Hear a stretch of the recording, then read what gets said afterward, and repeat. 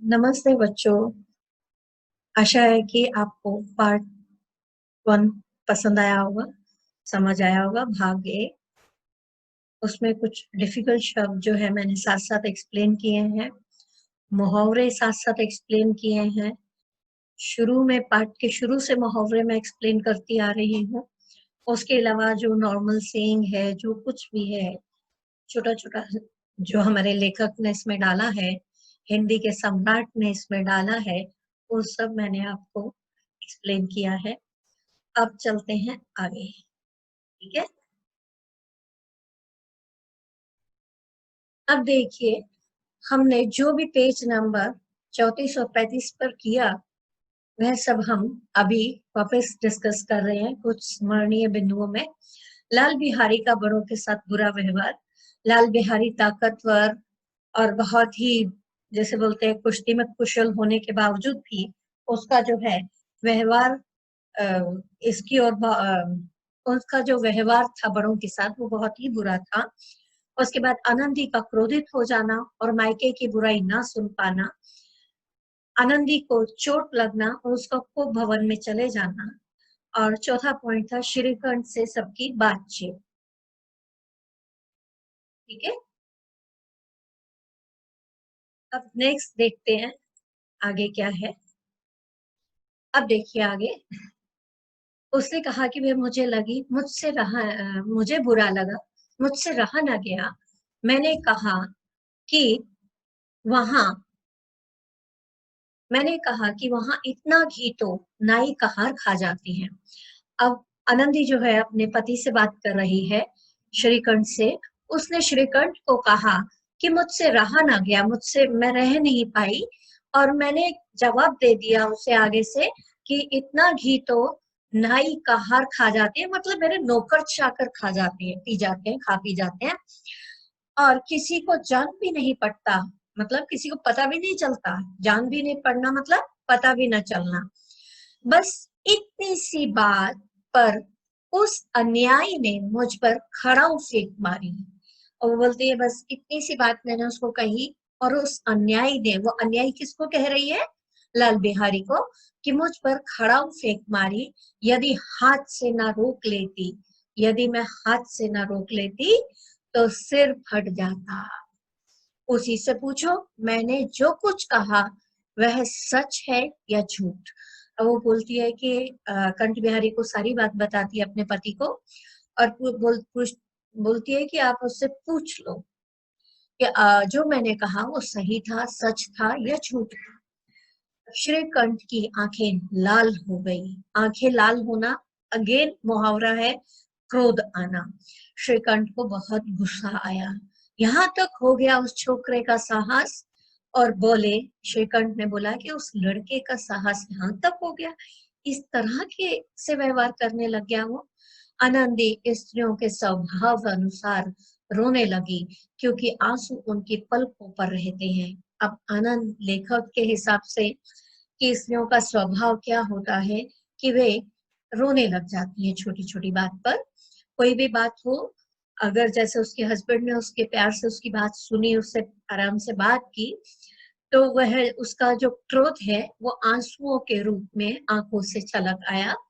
तो इसी तरह से लेखक कहता है कि स्त्रियों की आंखों में आंसू जो है बिल्कुल कॉर्नर पे ही रहते हैं, कोने में ही रहते हैं। इसलिए वो अपने स्वभाव के अनुसार जो है, जो स्त्रियों का स्वभाव होता है, वह रो पड़ी। श्रीकंठ धैर्यवान और शांत पुरुष थे। देखिए ये लाइन जो है बहुत इंपॉर्टेंट लाइन है श्रीकंठ के चरित्र चित्रण के लिए। श्रीकंठ का स्वभाव क्या था? बहुत धैर्यवान, पीस और शांत, पीसफुल पर्सन थे। धैर्यवान मतलब सहनशील थे, धैर्य था उनमें, सहनशीलता थी, और वह शांत पुरुष थे, बिल्कुल शांत, पीसफुल नेचर के इंसान थे। उन्हें कदाचित ही क्रोध आता था। कदाचित मतलब उन्हें कभी कभी ही क्रोध आता था। पर स्त्रियों के आंसू पुरुषों की क्रोधाग्नि भड़काने में घी का काम करते हैं। परंतु जब स्त्रियां किसी बाहर वाले की या किसी अन्य व्यक्ति की उनको कंप्लेंट करती हैं, तो पुरुष को अगर थोड़ा क्रोध आता है तो इस बात से वह क्रोध जो है और भड़क जाता है। ठीक है। भड़काने में घी का काम करते हैं। ठीक है। आग में घी का काम करना, मुहावरे को यहाँ पर थोड़ा बदल के लिखा गया है। इसमें भी मुहावरे का प्रयोग है। क्रोध अग्नि को भड़काने में घी का काम करते हैं, मतलब उस झगड़े को या उस बात को भड़का देते हैं और ज्यादा उसको वो बात तूल पकड़ जाती है।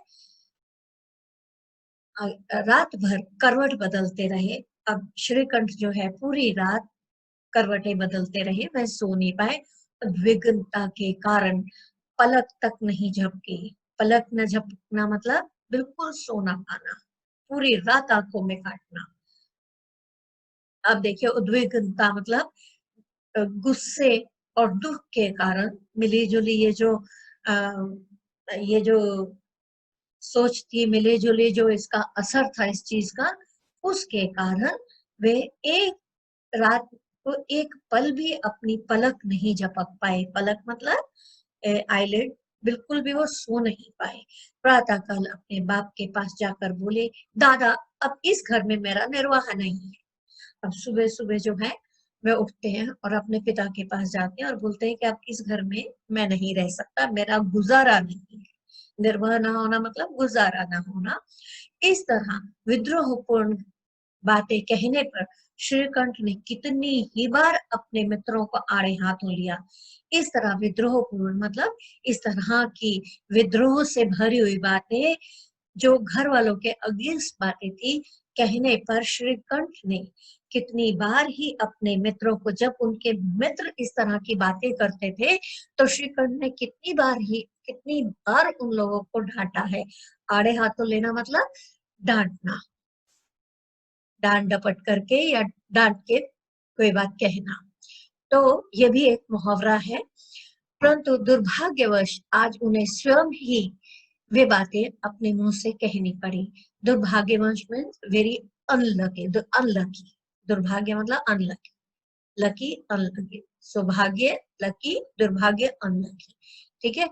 लेकिन आज अनलकीली, दुर्भाग्य से, दुर्भाग्य के बस में होते हुए उन्हें ये बात कहने लगी। दूसरों को उपदेश देना भी कितना सहज है। यह लाइन जो है एक व्यंग्य के रूप में कही गई है। ठीक है। अब दुर्भाग्यवश उन्होंने ये बात तो कही, लेकिन देखिए, ऐसा व्यक्ति जो अपने परिवार के साथ चलता है, जो न्यूक्लियर फैमिली के बिल्कुल अगेंस्ट है, ऐसा व्यक्ति जो जॉइंट फैमिली को पसंद करता है, पूरे में रहना पसंद करता है, पूरे गांव में वो इसी का ढिंढोरा पीटता है, ऐसे व्यक्ति को आज इस तरह से बात कहनी पड़ी कि उसका अब इस घर में निर्वाह नहीं है। अब अनफॉर्चुनेटली मीन्स दुर्भाग्यवश, अनफॉर्चुनेटली जो है उस उसको ही ये सब बातें कहनी पड़ी श्रीकंठ को। ठीक है। अनफॉर्चुनेटली उसको ये सारी बातें जो है, जो बातें वह दूसरों को सिखाता था, आज वही बातें वो खुद कह रहा है। अब देखिए आगे, उपदेश देना कितना सहज, मतलब दूसरे को कहना समझाना कितना आसान होता है। आज जब श्रीकंठ पर ये बात पड़ी तो उसके लिए उसको बर्दाश्त करनी कितनी मुश्किल हो गई। बैनी माधव सिंह घबरा उठे और बोले, क्यों? अब बैनी माधव सिंह जो थे वो घबरा गए एकदम से और पूछने लगे, क्यों? श्रीकंठ सिंह बोले, इसलिए कि मुझे भी अपनी प्रतिष्ठा का कुछ ख्याल है। आपके घर में अब अन्याय और हठ का प्रयोग हो रहा है। जिनको बड़ों का आदर सम्मान करना चाहिए वे उनके सिर चढ़ते हैं। मैं दूसरे का नौकर ठहरा घर पर रहता नहीं। यहाँ मेरे पीछे स्त्रियों पर खड़ाऊ और जूतों की बुछार होती है। अब देखिए वो क्या कहते हैं कि श्रीकंठ जी बोलते हैं कि मुझे भी अपनी इज्जत प्रतिष्ठा मतलब इज्जत का कुछ ख्याल है। मैं आप और आपके घर में मतलब आपके पिता को कह रहे हैं कि आपके घर में जो है बहुत ज्यादा अन्याय और हठ का जिद का प्रयोग हो रहा है और अन्याय हो रहा है। ऐसे व्यक्ति जिनको अपने रिश्ते में अपने से बड़े का सम्मान करना चाहिए, वो उन पर जूतों और खड़ाओं से बारिश कर रहे हैं। और केवल रिश्ते का ही बात नहीं हो रही है, एक स्त्री की भी बात हो रही है कि एक औरत के ऊपर तुम खड़ाओं से मार रहे हो, मतलब जूते चप्पल से मार रहे हो तुम अपने रिश्ते में, वो तुमसे बड़ी है। लेकिन फिर एक औरत भी है, तो इन दोनों चीजों के होने के नाते जो लाल बिहारी है वो जूतों की बौछार कर रहा है, मतलब खड़ाओं से मार रहा है। कड़ी बात तक हो ही हो तो चिंता नहीं। वो बोलते हैं कि अगर कोई थोड़ी कड़ी बात, गुस्से से तुमने कुछ कह दिया, उसने कुछ कह दिया, वहां तक ठीक है, ओके। कोई एक दो कह ले, वहां तक मैं सह सकता हूँ, किंतु यह कदापि नहीं हो सकता कि मेरे ऊपर लात घूंसे पड़े और मैं मुंह न खोलूं। वो बोलते हैं कि ठीक है, जहां तक छोटी बात हो रही है, कोई कह रहा है, कोई सुन रहा है, वहां तक मैं सहन कर सकता हूँ, किंतु मेरे ऊपर अगर लात घुसे, मतलब उसने जब उसकी पत्नी को मारा तो उसने उस चीज को ये इस तरह से लिया कि यह उसको मारा गई है। ठीक है, तो वो बोलता है कि अगर मेरे ऊपर लात घूंसे पड़ेंगे और मैं मुंह नहीं खोलूंगा, ऐसा नहीं होगा, मैं भी जवाब दूंगा फिर। अब बैनी माधव सिंह कुछ जवाब ना दे सके। अब जो पिता है वो इस बात का कोई जवाब नहीं दे सका। श्रीकंठ सिंह सदैव उनका आदर करते थे। उनके ऐसे तेवर देख कर बूढ़ा अवाक रह गया। अब श्रीकंठ सिंह जो थे, उन्होंने आज तक कभी भी अपने पिता का अनादर नहीं किया, लेकिन आज जब ये सब बात हुई तो इस सब चीजों को सुनकर और देखकर जो बैरी माधव सिंह थे वो हैरान रह गए, अवाक रह गए, मतलब हैरान रह गए। केवल इतना ही बोला, बेटा तुम बुद्धिमान होकर ऐसी बातें करते हो, मतलब तुम अक्लमंद होकर समझदार होकर ऐसी बातें कर रहे हो। केवल सॉरी, स्त्रियां इस तरह घर का नाश कर देती हैं, उनको सिर चढ़ाना अच्छा नहीं। स्त्रियां जो है इस तरह घर को बर्बाद कर देती हैं, भाई भाई में लड़ाई करवा देती हैं, फैमिली मेंबर्स में लड़ाई करवा देती हैं। इसलिए उनको ज्यादा लाड प्यार करना अच्छी बात नहीं है। सिर चढ़ाना फिर मुहावरे का प्रयोग हुआ है, इसका मतलब यह है कि उनको जरूरत से ज्यादा लाड प्यार करना ठीक बात नहीं है। आगे देखते हैं। श्रीकंठ सिंह ने उत्तर दिया, इतना मैं जानता हूँ, आपके आशीर्वाद से मूर्ख नहीं हूँ। श्रीकंठ बोलते हैं कि मुझे भी मालूम है कि किस बात को किस हद तक तूल देनी है, कितना समझना है। मैं मूर्ख नहीं हूँ। आप स्वयं जानते हैं, मेरे ही समझाने बुझाने से इसी गांव में कई घर संभल गए, पर जिस स्त्री की मान प्रतिष्ठा का ईश्वर के दरबार में मैं उत्तरदाता हूँ, उसके प्रति ऐसा घोर अन्याय और पशुवत व्यवहार असह्य है। आप सच मानिए, मेरे लिए यही कुछ कम नहीं कि लाल बिहारी को कुछ दंड नहीं दिया। अब श्रीकंठ सिंह बोलते हैं कि मैं मेरी पत्नी की मान मर्यादा प्रतिष्ठा का ईश्वर के भगवान के दरबार में मैं इसके लिए उत्तरदायी हूँ। उसके प्रति अगर किसी भी तरह का अन्याय होता है या उसके साथ पशुवत व्यवहार होता है या उसके साथ ऐसा व्यवहार किया जाता है जैसे पशुओं के साथ किया जाता है, तो यह व्यवहार जो है मेरे लिए असहनीय है, मैं इसको सहन नहीं कर पाऊंगा। वो बोलता है कि आप सच मानिए, मतलब आप भरोसा कीजिए इस बात पे कि मेरे लिए ये बात भी कम नहीं है कि लाल बिहारी को कुछ दंड नहीं दिया गया, मतलब उसको आपने कुछ दंड नहीं दिया।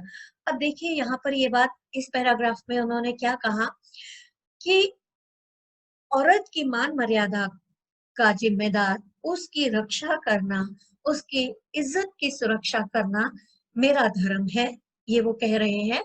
लेकिन उसके बावजूद भी देखो, पिता जो है, अगर यही स्टेप पिता ने लिया होता तो आज श्रीकंठ को बोलने की आवश्यकता नहीं पड़ती।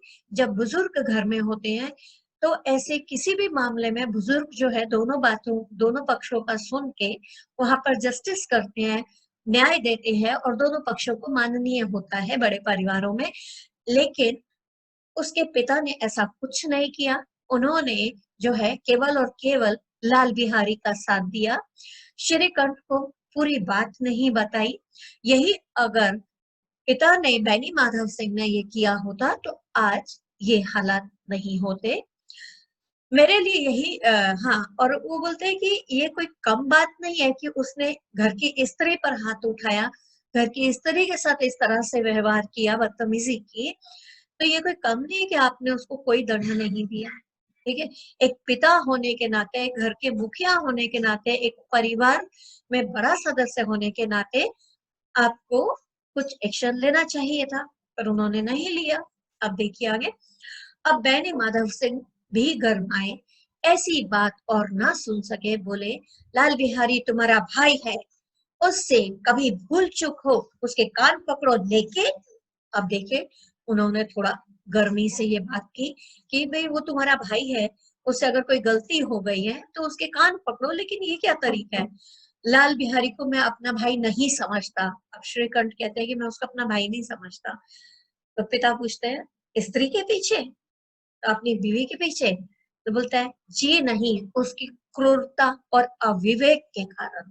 तो बोलते हैं कि नहीं, उसकी क्रूरता, उसका क्रूर व्यवहार, उसका जो अमानवीय व्यवहार था, और अविवेक मतलब मूर्खता के कारण उसकी। दोनों कुछ देर चुप रहे। ठाकुर साहब लड़के का क्रोध शांत करना चाहते थे, लेकिन यह नहीं स्वीकार करना चाहते थे कि लाल बिहारी ने कोई अनुचित काम किया है। अब देखिए, पिता यहाँ पर फिर गलत हैं कि वे चाहते थे कि मेरे बेटे का क्रोध शांत हो जाए, उसको शांत करना चाहते थे, लेकिन वो इस बात को मानने के लिए बिल्कुल भी तैयार नहीं थे कि उनके छोटे बेटे ने कोई गलत काम किया है बहू को मार के। अब देखिए, इसी बीच में गांव के और कई सज्जन हुक्के चिल्लम के बहाने वहां आकर बैठ गए। कई स्त्रियों ने जब यह सुना कि श्रीकंठ सिंह पत्नी के पीछे पिता से लड़ने पर तैयार है, तो उन्हें बड़ा हर्ष हुआ। अब देखिए, पिता तो इस बात को मानने को तैयार ही नहीं है कि बेटे ने कुछ गलत किया है। अब जब कई स्त्रियों ने ये बात सुनी तो वो बहुत खुश हुई, और गांव के कई और व्यक्ति जो है इस बहाने से, कोई हुक्का पीने के लिए, कोई चिलम पीने के लिए जो है, ये सभी ऐसे प्रोडक्ट हैं जिसमें तंबाकू का प्रयोग होता है। गांव के लोग जो है अक्सर खाना खाने के बाद, डिनर के बाद ये लेते हैं। तो वो बोलते हैं कि ये सब पीने के बहाने जो है सारे के सारे वहां पर आ गए। अब दोनों पक्षों की मधुर वानियां सुनने को उनकी आत्माएं अकुलाने लगी। आत्माएं अकुलाने लगी मतलब बेचैन होने लगी। हाँ, दोनों पक्षों की, दोनों तरफ की जो है मधुर वानियां, मतलब उनके झगड़े की आवाज। मधुर वानियां एक व्यंग्य के रूप में प्रयोग किया गया है कि दोनों तरफ की जो है झगड़े की आवाजें सुनने के लिए उनकी आत्माएं बेचैन होगी। मतलब वो बेचैन हो रहे थे कि किसी ना किसी तरह हम इस झगड़े के बारे में सुने जाने। अब देखिए, गांव में कुछ ऐसे कुटिल मनुष्य भी थे, गांव में कुछ ऐसे कुटिल मनुष्य भी थे जो इस कुल की नीतिपूर्ण गति पर मन ही मन जलते थे। मतलब कुछ ऐसे कुटिल लोग भी थे, ऐसे बेकार लोग भी थे जो मन ही मन, जो शो तो नहीं करते थे लेकिन अंदर से वो इस चीज से बहुत ज्यादा जलते थे कि ये परिवार बहुत अच्छा परिवार है, ये बहुत, हर काम इनका बहुत अच्छे से नीतिपूर्ण होता है, प्रॉपर होता है। और कोई इसके बाद देखिए, इन महानुभावों की शुभ कामनाएं आज पूरी होती दिखाई दी। इस महानुभावों की, इन महान हस्तियों की, महान व्यक्तियों की शुभ कामनाएं अब देखिए ये भी एक सरकास्टिकली शब्द का प्रयोग किया गया है, शुभकामनाएं, मतलब वो तो ये चाहते थे कि इनमें झगड़ा हो, तो शुभकामनाएं आज पूरी होती दिखाई दी। उनको लगा कि अब उनकी उम्मीदें पूरी होंगी, इस परिवार में भी झगड़े होंगे। कोई हुक्का पीने, कोई लगान की रस्सी दिखाने के बहाने आकर बैठते रहे। अब कोई चिलम पीने आ रहा है, कोई हुक्का पीने आ रहा है, कोई रसीद दिखाने आ रहा है, हर कोई जो है किसी ना किसी बहाने से वापस उसके घर में आ गए। बैनी माधव सिंह पुराने आदमी थे, इन भावों को ताड़ गए। बैनी माधव सिंह जो थे काफी एक्सपीरियंस इंसान थे, पुराने इंसान थे, बुजुर्ग इंसान थे, तो वो उन आदमियों के, उन लोगों के भावों को ताड़ गए, समझ गए कि वो क्या कहना चाह रहे हैं।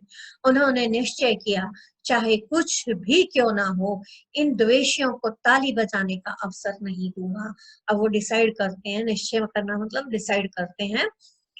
देखिए यहाँ पे एक पिछली लाइन में एक चीज और थी, भावों को ताड़ना मतलब समझ जाना सामने वाला क्या सोच रहा है। अगेन ये मुहावरे के रूप में प्रयोग किया है। अब इन द्वेषों को ताली बजाने का अवसर ना दूंगा, मतलब इन ये द्वेष से भरे हुए व्यक्तियों को जो यहाँ मजे लेने के लिए आए हैं, अगर हमारा झगड़ा हो जाता है तो ये ताली बजाएंगे, खुश होंगे, तो मैं इनको ऐसा अवसर नहीं दूंगा कि ये खुश हो। अब देखिए कोमल शब्दों में बोले। अब उन्होंने तुरंत बैनी माधव सिंह ने अपनी टोन जो है एकदम से बदल दी। सॉफ्ट शब्दों में बोलते हैं, बेटा मैं तुमसे बाहर नहीं हूँ। बोलते बेटा मैं तुमसे अलग, बाहर नहीं हूँ मतलब मैं तुमसे अलग नहीं हूँ, जो तुम सोच रहे हो तुम्हारी सोच के साथ हूँ मैं। तुम्हारा जी जो चाहे करो, अब तो लड़के से अपराध हो गया। अब बोलते तुम्हारा जो दिल आता है करो, पर अब लड़के से तो अपराध हो गया, उसने तो ऐसा कर दिया। इलाहाबाद का अनुभव रहित झल्लाया हुआ ग्रेजुएट इस बात को न समझ सका। उसे डिबेटिंग क्लब में अपनी बात पर अड़ने की आदत थी। इन हथकंडों की उसे क्या खबर थी। अब देखिए लेखक ने कितनी सुंदर भाषा का प्रयोग किया है। वो कहते हैं कि इलाहाबाद से उसने, इलाहाबाद यूनिवर्सिटी से उसने ग्रेजुएशन की थी, बीए किया था, और वह जो है हमेशा डिबेटिंग क्लब में पार्टिसिपेट करता था, डिबेट्स जो होते थे उसमें पार्टिसिपेट करता था, और डिबेट्स में भी वो जो है अपने पॉइंट को सिद्ध करने की उसको बहुत ज्यादा आदत थी, अड़े रहने की आदत थी। वो कुछ ना कुछ करके डिबेट्स में अपना अपना पॉइंट सिद्ध करके रहता था। अब वही आदत उसको यहाँ पर पड़ी। अब लेकिन उसको अपने पिता के इस तरह के हथकंडे, मतलब इस तरह के व्यवहार का या इस तरह की सोच का उसको अंदाजा नहीं था। ठीक है, बात ने जिस मतलब से बात पलटी थी वह उसकी समझ में ना आई। अब पिता जो था वो अनुभवी था, वो समझ गया कि ये सारे क्यों आए हैं यहाँ। अब पिता ने फट से बात पलट दी। अब पिता ने क्यों पलटी है ये बात उसकी समझ में नहीं आई, और बोला मैं लाल बिहारी के साथ अब इस घर में नहीं रह सकता। अब उसने बिल्कुल क्लियर बोल दिया कि मैं लाल बिहारी के साथ इस घर में नहीं रहूंगा। बैनी माधव सिंह ने पुचकारा, बेटा बुद्धिमान लोग मूर्खों की बातों का ध्यान नहीं देते। अब बैनी माधव सिंह जो है वह बात संभालने पर लगे हुए हैं। बोलते हैं कि जो समझदार व्यक्ति होता है वो बुद्धू, मूर्ख या ना समझ व्यक्ति की बात पर ध्यान नहीं देता। वह बेसमझ लड़का है, उससे जो कुछ भूल हुई तो बड़े होकर क्षमा करो। तो वो ना समझ है, मूर्ख बच्चा है, जो भी उसने गलत कर दिया तुम उसे यह समझकर कि वह मूर्ख है उसको क्षमा कर दो। ठीक है। श्रीकंठ सिंह को आवेश आ गया। श्रीकंठ सिंह को आवेश आ गया, बोले इसकी दुष्टता तो मैं कदापि नहीं सह सकता। तो बोलते हैं कि इसकी दुष्टता, ये जो इसने दुष्ट काम किया है, दुष्ट कर्म किया है, गलत बात की है, इसको मैं बिल्कुल नहीं सहन कर सकूंगा। या तो वही घर में रहेगा या मैं ही। तो जिद पर अड़ जाते हैं कि या तो वो घर में रहेगा या मैं। आपको यदि वह अधिक प्यारा है तो मुझे विदा कीजिए, मैं अपना भार संभाल लूंगा। यदि मुझे रखना चाहते हैं तो उससे कहिए जहां चाहे चला जाए, बस यह मेरा अंतिम निश्चय है। अब जो है वो क्या बोलते हैं कि आप आपको वो अगर बहुत ज्यादा प्यारा है तो आप उसको घर में रखिए।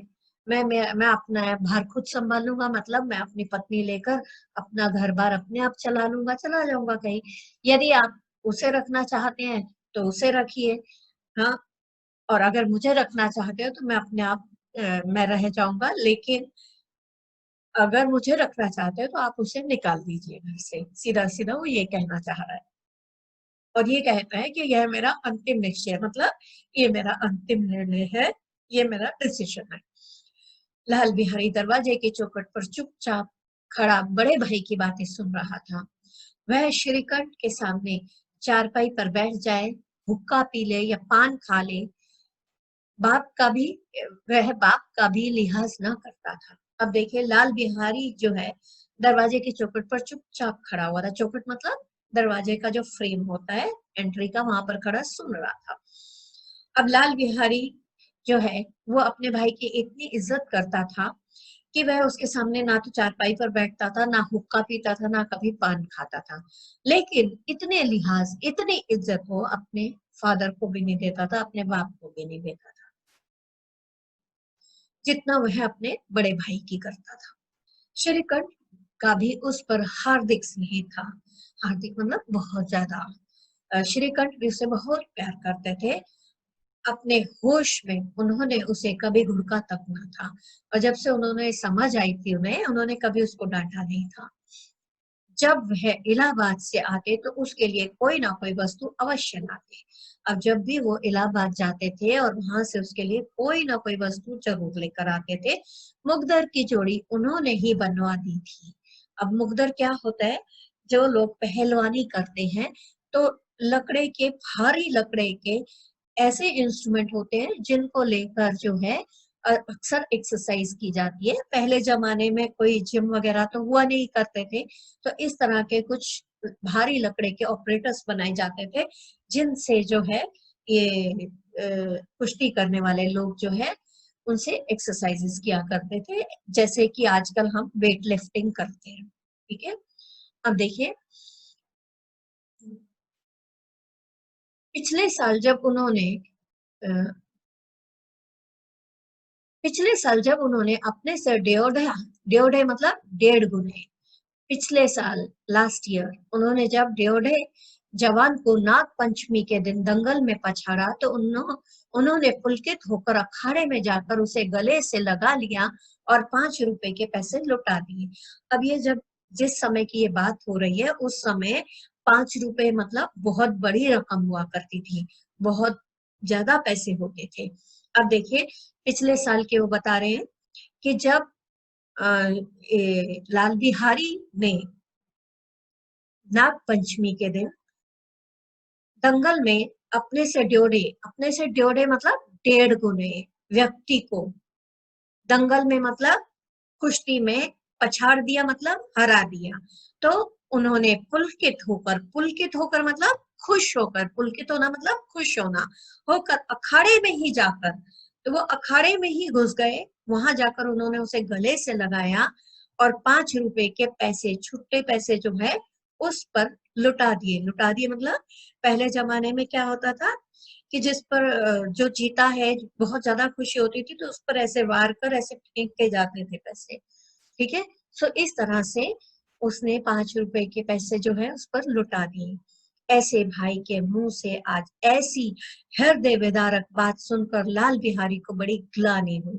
अब ऐसे भाई से मतलब ये सब पैराग्राफ क्या बता रहे हैं कि लाल बिहारी को भी अपना भाई जो है बहुत प्रिय था। ठीक है। तो अब ऐसे भाई के मुंह से इस तरह की बात सुनकर हृदय विदारक मतलब दुख हृदय को दुख से भरने वाली बात सुनकर उसे अपने आप पर बहुत ही गुस्सा आया, अपने आप से ग्लानि हुई। वह फुट फुट कर रोने लगा। अब वह बहुत रोने लगा। इसमें संदेह नहीं कि अपने किए पर वह पछता रहा था। भाई के आने के एक दिन पहले से उसकी छाती धड़कती थी। देखो भैया क्या कहते हैं, मैं उनके सम्मुख कैसे जाऊंगा, उनसे कैसे बोलूंगा, मेरी आंखें उनके सामने कैसे उठेंगी। अब भाई के एक दिन आने से एक दिन पहले वो जो है बहुत उसको टेंशन हो रही थी। ठीक है, वो बार बार ये सोच रहा था कि मैं देखता हूँ भाई मेरा क्या कहता है, मैं उसके सामने कैसे जाऊंगा, उससे क्या बोलूंगा, उनके सामने मेरी आंख भी नहीं उठेगी, इस तरह से मैं सोच रहा था। उसने समझा था कि भैया मुझे बुलाकर समझा देंगे। अब उसको मालूम, उसको भी था कि उसने गलत किया है, लेकिन उसको ये लग रहा था कि भाई जो है उसे बुलाकर समझा देगा। ठीक है, इस आशा के विपरीत, मतलब जो उसकी एक्सपेक्टेशन थी, आशा थी, उसके अपोजिट, विपरीत मतलब अपोजिट, आज उसने उन्हें कठोरता की मूर्त बने हुए पाया। कठोरता की मतलब उन्होंने उसने यह पाया कि उनका भाई जो है उसका बहुत स्ट्रिक्टली बिहेव कर रहा है। कठोरता की मतलब मीन्स बहुत स्ट्रिक्टली बिहेव करना, व्यवहार करना। तो वह मूर्ख था, परंतु उसका मन कहता था कि भैया मेरे साथ अन्याय कर रहे हैं। मतलब वो इतना चालाक नहीं था, इतना चुस्त नहीं था, मूर्ख था, लेकिन उसका दिल कह रहा था कि भैया मेरे साथ बहुत अन्याय कर रहे हैं।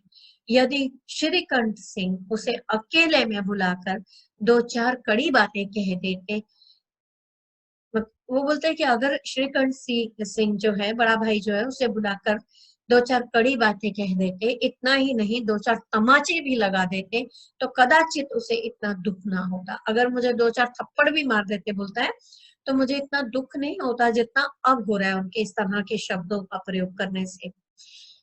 पर भाई का यह कहना कि अब मैं इसकी सूरत नहीं देखना चाहता, लाल बिहारी से सहा ना गया। वह रोता हुआ घर आया, कोठरी में जाकर कपड़े पहने, आंखें पोंछी, जिससे कोई यह ना समझे कि वह रो रहा है। इसके उपरांत वह नंदी आनंदी के द्वार पर आकर बोला। अब देखिए, लाल बिहारी से ये बात सही नहीं जाती। वह रोता हुआ घर आता है वापस, कोठरी में जाता है, अपने अपने कमरे में जाता है, वहां जाकर कपड़े पहनता है, अपनी आंखें अच्छे से पोंछता है ताकि कोई यह न समझे कि मैं रो रहा हूँ, और वापस आनंदी के द्वार पर जाकर खड़ा होता है। अब देखिए, इसमें एक चीज बहुत ज्यादा समझाई गई है इनडायरेक्ट रूप से, कि शब्दों के बाण जो है वो मार से अधिक लग जाते हैं। अब यहाँ पर भाई ने जिस तरह के शब्दों का प्रयोग किया, वे शब्द जो है लाल बिहारी को बहुत बुरी तरह से हर्ट कर गए, बहुत बुरी तरह से उसको उन्होंने झंझोड़ दिया। ठीक है, जबकि अगर भाई उसको थप्पड़ भी मार देता तो वो बात उतनी बुरी नहीं जाती। अब आगे देखिए, भाभी, भैया ने निश्चय किया है कि मेरे साथ इस घर में ना रहेंगे। अब वे मेरा मुंह भी नहीं देखना चाहते हैं, इसलिए मैं जाता हूँ।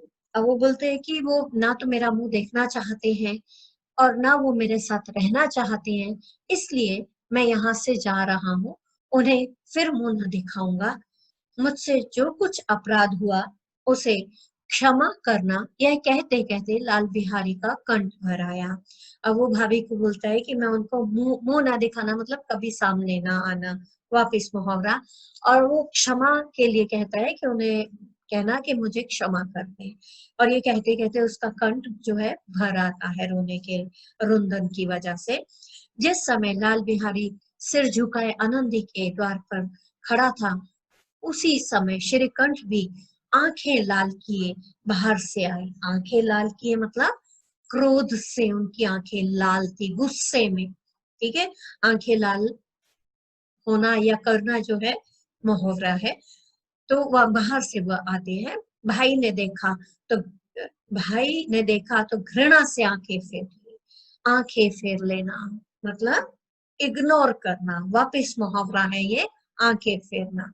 मतलब उसने क्या किया, घृणा से, जैसे ही भाई ने उनकी ओर देखा लाल बिहारी ने, तो उन्होंने घृणा से, नफरत से आंखें जो है फेर ली और कतरा कर निकल गए। कतरा कर निकलना मतलब बच कर निकलना, ऐसे बचकर निकल गए, मानो उसकी परछाई से भी दूर भाग रहे हो। मतलब ऐसा लगा कि जैसे कहीं उसकी परछाई या वो छू गया तो कुछ बुरा हो जाएगा, इस तरह से उनका व्यवहार था। आनंदी ने लाल बिहारी की शिकायत की थी, लेकिन अब मन में पछता रही थी। अब देखिए, आनंदी ने जो है लाल बिहारी की शिकायत की थी हस्बैंड को, क्योंकि उसने मारा था। तो अब वो मन ही मन पछता रही थी। वह स्वभाव से दयालु थी। अब देखिए, ये उसके चरित्र की सबसे मुख्य अहम पॉइंट है उसका, कि वह स्वभाव से कैसी औरत थी, दयालु औरत थी। उसे इसका तनिक भी ना ध्यान था कि बात इतनी बढ़ जाएगी। वह मन में अपने पति पर झुंझला रही थी। उसने जरा भी नहीं सोचा था कि ये बात जो है इतनी ज्यादा बढ़ जाएगी कि मेरे पति जो है घर से ही निकलने को तैयार हो जाएंगे या उसको घर से निकाल देंगे। शायद उसकी एक्सपेक्टेशन भी यही थी कि वो डांट देगा। जब उसने लाल बिहारी को दरवाजे पर खड़े यह कहते सुना कि अब मैं जाता हूँ, मुझसे जो हुआ क्षमा करना, तो उसका रहा सहा क्रोध भी पानी हो गया और वह रोने लगी। अब जैसे ही लाल बिहारी ने क्षमा मांगी, तो भाभी का क्रोध जो था, जो आया हुआ था उसको क्रोध, वो भी चला गया और वो भी रोने लग गई। मन का मैल धोने के लिए नयन जल से उपयुक्त और कोई वस्तु नहीं।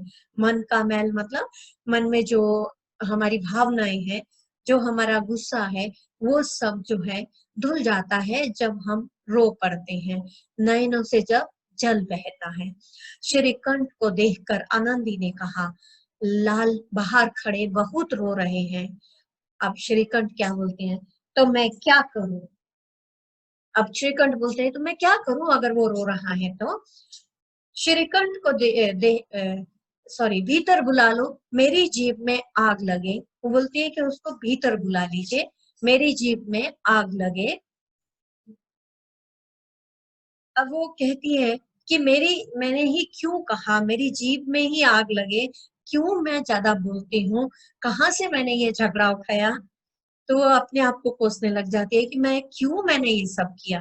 मैं नहीं बुलाऊंगा, श्रीकंठ बोलते हैं मैं नहीं बुलाऊंगा, पछताओगे, उन्हें बहुत ग्लानि हो रही है। वो बोलती है कि आप पछताओगे, मतलब आपको बुरा, बाद में आप पछताओगे जब वक्त निकल जाएगा, उसे बहुत बुरा लग रहा है, ग्लानि हो रही है। ऐसा ना हो कि वह चल दे, वह ऐसा ना हो कि वो घर से ही चला जाए। श्रीकंठ ना उठे। अब श्रीकंठ बिल्कुल नहीं उठे।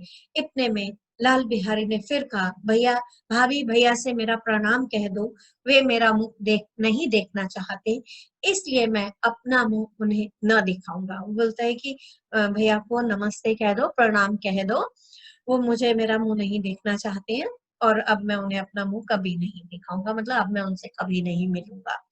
लाल बिहारी इतना कह लौट पड़ा और शीघ्रता से दरवाजे की ओर बढ़ा। अब वो शीघ्रता से जो है मेन डोर की ओर बढ़ता है। अंत में आनंदी कमरे से निकली और उसका हाथ पकड़ लिया। अंत में जो है आनंदी कमरे से निकलती है और लाल बिहारी का हाथ पकड़ लेती है। लाल बिहारी ने पीछे मुड़ कर देखा और आंखों में आंसू भरकर बोला, मुझे जाने दो। अब लाल बिहारी ने पीछे मुड़कर देखा, भाभी ने उसका हाथ पकड़ा है, तो बोलता है कि मुझे जाने दो, कहाँ जा रही हो। और वो पूछती है कि कहाँ जा रहे हो।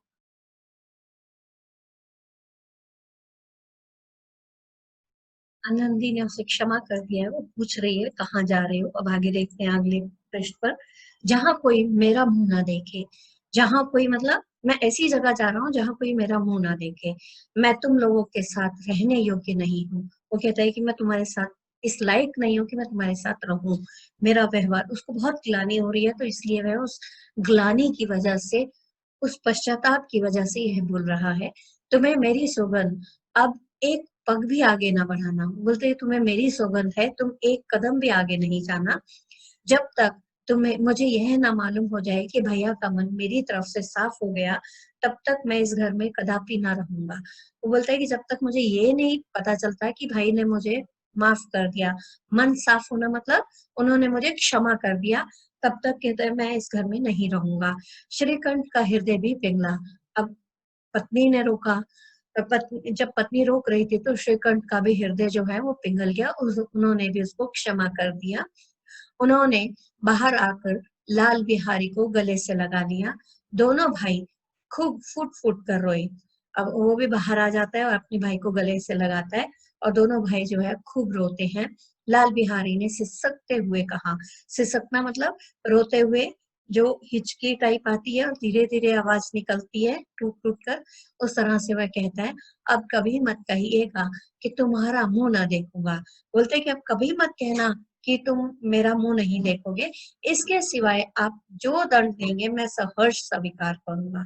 इसके अलावा आप मुझे जो भी पनिशमेंट देंगे मैं उसे मानूँगा। श्रीकंठ ने काँपते हुए स्वर में कहा, "लल्लू, इन बातों को बिल्कुल भूल जाओ।" अब श्रीकंठ जो है वो कांपते हुए स्वर में बोलता है कि तुम घर के नाम से उसको पुकारता है लाल बिहारी को कि तुम इन सब बातों को भूल जाओ।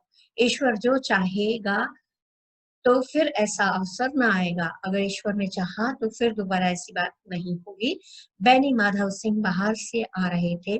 दोनों भाइयों को गले मिलते देख आनंद से पुलकित हो गए और बोल उठे, बड़े घर की बेटियां ऐसी ही होती हैं, बिगड़ता हुआ काम बना लेती हैं। वो उन्होंने बहुत प्रशंसा की अपनी बहू की और बोलते हैं कि बड़े घर की बेटियां ऐसी होती हैं, जहाँ काम बिगड़ रहा होता है उसे संवार लेती हैं। गांव में जिसने यह वृत्तांत सुना, उसी ने इन शब्दों में आनंदी की उदारता को सराहा। वृत्तांत मतलब कहानी या किस्सा। जिसने भी ये किस्सा सुना, उसने ही आनंदी को प्रेज किया, एप्रिशिएट किया। और कैसे किया एप्रिशिएट? बड़े घर की बेटियां ऐसी ही होती हैं। अब आगे देखते हैं। आगे देखिए, स्मरणीय बिंदु जो है इस पेज नंबर 36 और 37 के स्मरणीय बिंदु देखिए। श्रीकंठ का बातचीत सुनकर क्रोधित हो जाना, रात भर करवटें बदलते रहना। श्रीकंठ सिंह का दृष्टिकोण, टोटल दृष्टिकोण बदल गया श्रीकंठ सिंह का अपने परिवार की ओर। कहाँ तो वो संयुक्त परिवार के पीछे थे, लेकिन उसके बाद वो अलग हो गए, न्यूक्लियर फैमिली में आ गए। अब देखिए, श्रीकंठ सिंह का पिता को आड़े हाथों लेना, मतलब वो पिता को खरी खोटी सुनाना। आड़े हाथों लेना मतलब खरी खोटी सुनाना, गुस्सा करना। कुटिल मनुष्य की कुटिल भावनाएं पूरी होती दिखाई देना, मतलब बुरे व्यक्ति जो है उनकी जो बुरी भावनाएं थी वो उनको पूरी होती हुई दिखाई दे रही थी। आगे देखिए नेक्स्ट, पेज नंबर 38, 39, 40 के कुछ याद रखने वाले बिंदु। श्रीकंठ का भाई को क्षमा करना, लाल बिहारी को ग्लानि होना, आनंदी का पश्चाताप और अंत में दोनों भाइयों का गले मिलना। ठीक है, ये इन पेजेस के मेन थे। इस तरह से जो है यह कहानी समाप्त होती है। ये आपने प्रेमचंद की बड़े घर की बेटी कहानी पढ़ी। आशा करती हूँ कि ये कहानी आपको अच्छे से समझ में आई होगी। अब इसके प्रश्न उत्तर मैं अगले पार्ट में पूरी तरह से डिस्कस करूंगी। चलिए मिलते हैं अगले सेशन में। धन्यवाद। नमस्ते।